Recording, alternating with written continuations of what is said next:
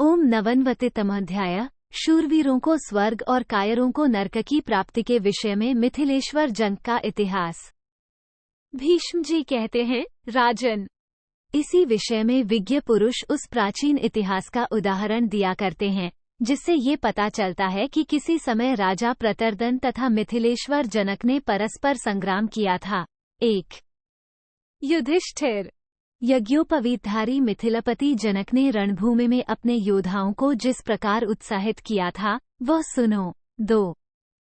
मिथिला के राजा जनक बड़े महात्मा और संपूर्ण तत्वों के ज्ञाता थे।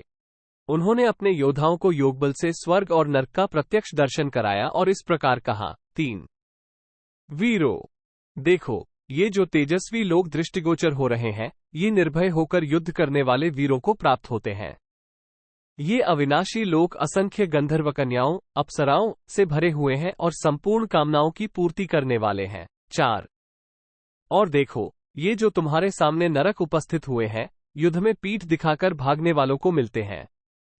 साथ ही इसमें उनकी सदा रहने वाली अपकीर्ति फैल जाती है। अतः अब तुम लोगों को विजय के लिए प्रयत्न करना चाहिए। 5। उन स्वर्ग और नरक दोनों प्रकार के लोकों का दर्शन करके तुम लोग युद्ध में प्राण विसर्जन के लिए दृढ़ निश्चय के साथ डट जाओ और शत्रुओं पर विजय प्राप्त करो। जिसकी कहीं भी प्रतिष्ठा नहीं है, उस नरक के अधीन न हो। 6। शूरवीरों को जो सर्वोत्तम स्वर्गलोक का द्वार प्राप्त होता है, उसमें उनका त्याग ही मूल कारण है। शत्रुनगरी पर विजय पाने वाले युधिष्ठिर। राजा जनक के ऐसा कहने पर उन योद्धाओं ने रणभूमि में अपने महाराज का हर्ष बढ़ाते हुए उनके शत्रुओं पर विजय प्राप्त कर ली। अतः मनस्वी वीर को सदा युद्ध के मुहाने पर डटे रहना चाहिए। 7। 8। गजारोहियों के बीच में रथियों को खड़ा करे। रथियों के पीछे घुड़सवारों की सेना रखे और उनके बीच में कवच एवं अस्त्र शस्त्रों से सुसज्जित पैदलों की सेना खड़ी करे। 9। जो राजा अपनी सेना का इस प्रकार व्यूह बनाता है, वो सदा शत्रुओं पर विजय पाता है। अतः युधिष्ठिर, तुम्हें भी सदा इसी प्रकार व्यूहरचना करनी चाहिए। 10। सभी क्षत्रिय उत्तम युद्ध के द्वारा स्वर्गलोक प्राप्त करने की इच्छा करते हैं। अतः जैसे मकर समुद्र में क्षोभ उत्पन्न कर देते हैं, उसी प्रकार वे अत्यंत कुपित हो शत्रुओं की सेनाओं में हलचल मचा देते हैं। 11। यदि अपने सैनिक विषादग्रस्त या शिथिल हो रहे हों तो उनका पूर्ववत व्यूह बनाकर उन्हें परस्पर स्थापित करे और उन समस्त योद्धाओं का हर्ष एवं उत्साह बढ़ावे।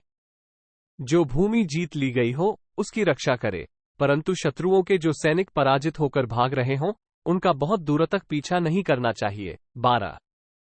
राजर्षि जनक अपने सैनिकों को स्वर्ग और नरक की बात कह रहे हैं। राजन, जो जीवन से निराश होकर पुनः युद्ध के लिए लौट पड़ते हैं, उनका वेग अत्यंत दुस्सह होता है। अतः भागते हुओं के पीछे अधिक नहीं पड़ना चाहिए। शूरवीर जोर से भागते हुए योद्धाओं पर प्रहार करना नहीं चाहते हैं। अतः पलायन करने वाले सैनिकों का अधिक दूर तक पीछा नहीं करना चाहिए। 14। चलने वाले प्राणियों के अन्न है स्थावर, दांत वाले जीवों के अन्न है बिना दांत के प्राणी, प्यासों का अन्न है पानी और शूरवीरों के अन्न है काय। 15। वीरों और कायरों के पेट, पीठ, हाथ और पैर समान ही होते हैं, तो भी काय पुरुष में अपमान को प्राप्त होते हैं। अतः भय से आतुर हुए वे मनुष्य हाथ जोड़कर बारंबार प्रणाम करते हुए सदा शूरवीरों की शरण में आते हैं। 16। जैसे पुत्र सदा पिता पर अवलंबित होता है, उसी प्रकार यह सारा संसार शूरवीर की भुजाओं पर ही टिका हुआ है। इसलिए सभी अवस्थाओं में वीर पुरुष सम्मान पाने के योग्य है। 17।